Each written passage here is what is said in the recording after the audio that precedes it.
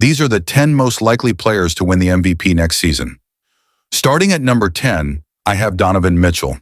This feels like a slight drop compared to last year, when he finished 5th in the MVP race after leading the Cavaliers to their most successful regular season since LeBron James left. At first glance, this placement may seem like a downgrade, but there's more to the story.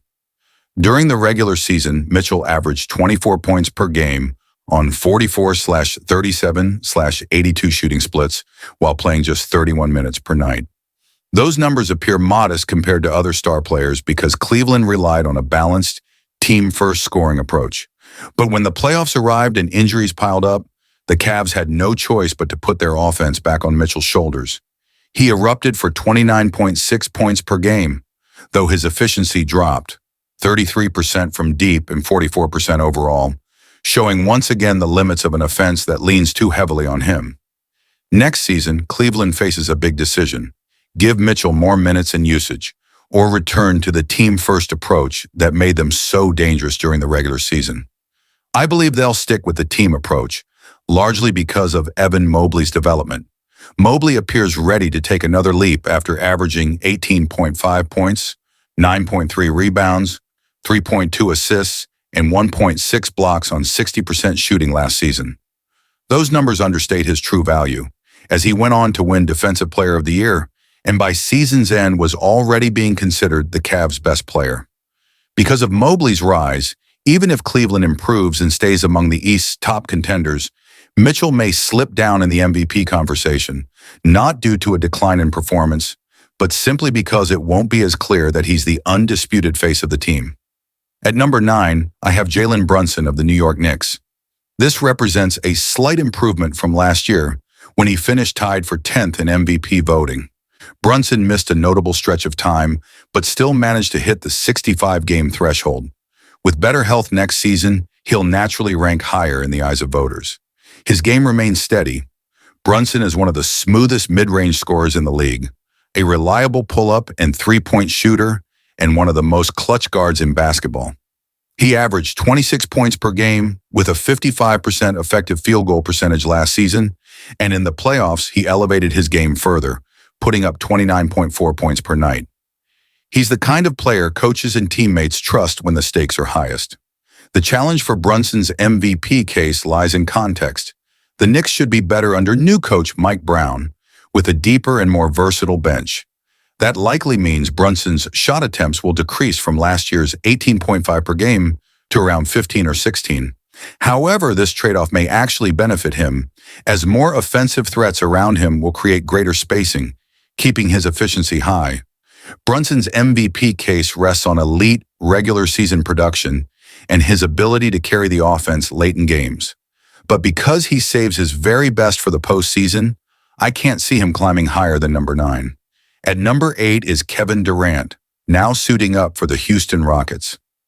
Last season with the Suns, Durant was left out of the MVP conversation, not because of his performance, but because Phoenix simply wasn't good enough.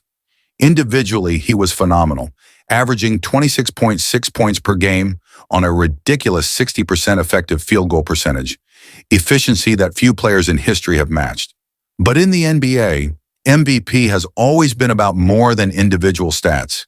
Team success matters, and you can't win the award on a mediocre squad. That's what held him back last year. This season, things feel very different.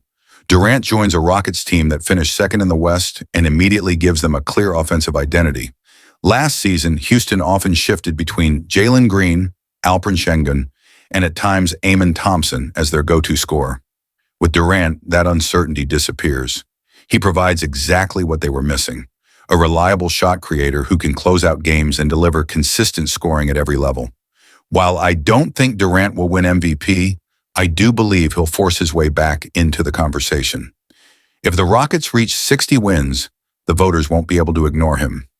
Even if his averages remain similar to last year, his efficiency and ability to fit seamlessly into any system make him one of the best plug-and-play superstars the league has ever seen. His presence not only elevates Houston into the MVP conversation, but also makes them a legitimate championship contender. At number 7, I have Cade Cunningham of the Detroit Pistons. Last season was the first time he stayed healthy for a significant stretch after struggling with injuries through his first 3 years, including a rough 2023 season where he played only 12 games. Last year, Cunningham appeared in 70 games, and it changed everything. With better floor spacing around him, he was finally able to showcase his full playmaking ability. Cunningham transformed Detroit from a bottom-feeding team into a legitimate playoff threat in a single season. In fact, the Pistons became the first team in NBA history to triple their win total from the previous year, and Cade was the driving force behind it.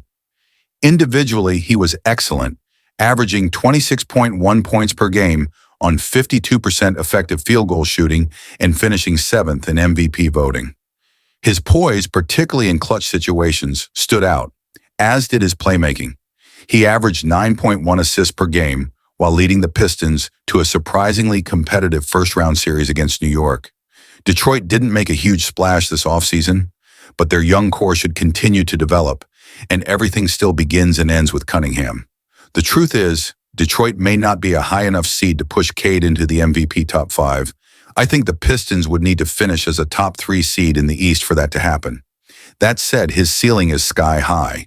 If he manages a season with something like 30 points and 10 assists on elite efficiency, he could absolutely force his way into the top tier. A lot of his chances depend on how quickly the young players around him grow. Still, by year 4, Cunningham has already proven he belongs in the MVP conversation. And the most exciting part is that he's only just getting started. Finally, at number 6, I have Victor Wembanyama. Even though he's entering just his 3rd season, he deserves to be this high on the MVP list. Last year, his season was cut short at 46 games due to blood clots in his shoulder, which kept him from meeting the 65-game minimum for awards. But had he qualified, I believe he would have cracked the top 10 in MVP voting. His numbers were that good: 24.3 points, 11 rebounds, and a league-leading 3.8 blocks per game on 56% effective field goal shooting.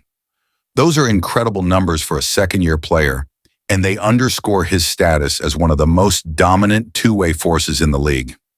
On defense, Wembanyama already looks like the future of the NBA. The Defensive Player of the Year award feels like his to lose for the foreseeable future, as no one shapes the floor defensively like he does. Offensively, he's rapidly improving, and it's realistic that his scoring could rise to 27 points per game while improving his three-point percentage from 35% to 38%. If that happens while he continues to rebound and lead the league in blocks, Wembanyama could absolutely win MVP. The challenge is team success. Like Cunningham in Detroit, Wembanyama's candidacy depends on how far his team can climb. For the Spurs, that likely means at least a 6th seed in the West. I'm not sure they're ready to make that leap just yet, but their roster has improved with the addition of De'Aaron Fox, who nearly led the league in scoring just a few years ago. With that kind of support, Wembanyama may have a realistic shot at pushing San Antonio back into the playoff picture and pushing himself into MVP contention. 2 seasons ago, Wembanyama, WBY, finally got a high-level running mate, and the combination of those two could be enough to push San Antonio up the standings. Without WBY last year, the Spurs were awful, posting a -8 net rating. But with him on the floor, they jumped to +2.3. If you add a potential Fox-Wemby combination into the mix, it's realistic to see them as a +5 net rating team next year, a number that usually belongs to a playoff team. The big question, however, is whether that improvement would be enough for Victor to take home the MVP at the season's end. For me, that's still uncertain. If MVP voting were purely about individual impact and not tied so heavily to team success, then Wemby would easily be in the top 5, probably even top 3. But since team performance plays such a big role in the award, I have him just outside the top 5 at number 6. At number 5, I've got Anthony Edwards. It's wild to say, but just 5 seasons into his career, he's already established himself as a bona fide top 10 player. At only 22 to 23 years old, he's led Minnesota to back-to-back Western Conference Finals appearances, something very few players in league history have accomplished at that age. The Michael Jordan comparisons may feel heavy, and whether he'll ever reach that level remains to be seen. What isn't up for debate, though, is that Edwards is already one of the NBA's best scorers. Last season, Edwards finished 7th in MVP voting while averaging 27.6 points, 5.7 rebounds, 4.5 assists, and 1.2 steals per game on 55% effective field goal shooting. The Timberwolves had a rocky start, but by season's end, they were surging, knocking out a Lakers squad led by Luka and LeBron in round 1, then toppling the Warriors in round 2 to return to the Western Conference Finals. It was there, against Oklahoma City, that Edwards hit the first true crossroads of his career. The Thunder's defense was relentless, too quick, too precise, too disciplined. They pressured him from every angle, forcing him to confront the one hole in his game, playmaking. Struggling to read the floor fast enough, Edwards couldn't adjust, and his production fell off. Minnesota's run ended in just 5 games. While humbling, it was a necessary reminder of where he still needs to grow.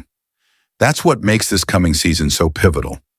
Edwards is already an elite scorer, capable of putting up 28 a night on strong efficiency. But if he can take the next step as a playmaker, pushing his assists towards 7 per game and consistently making his teammates better, his MVP case skyrockets. More importantly, Minnesota as a team becomes far more dangerous. Their defense, anchored by Rudy Gobert, Jaden McDaniels, and their physical style, is already championship caliber. What lags behind is the offense, and that hinges on Edwards learning to bend defenses with more than just scoring. If he takes that leap, the Timberwolves could rise even higher in the standings, and Edwards wouldn't just be an MVP candidate. He'd be a legitimate favorite. Now, coming in at number 4, I've got Luka Doncic. Honestly, this feels like the year he could finally put it all together and win it.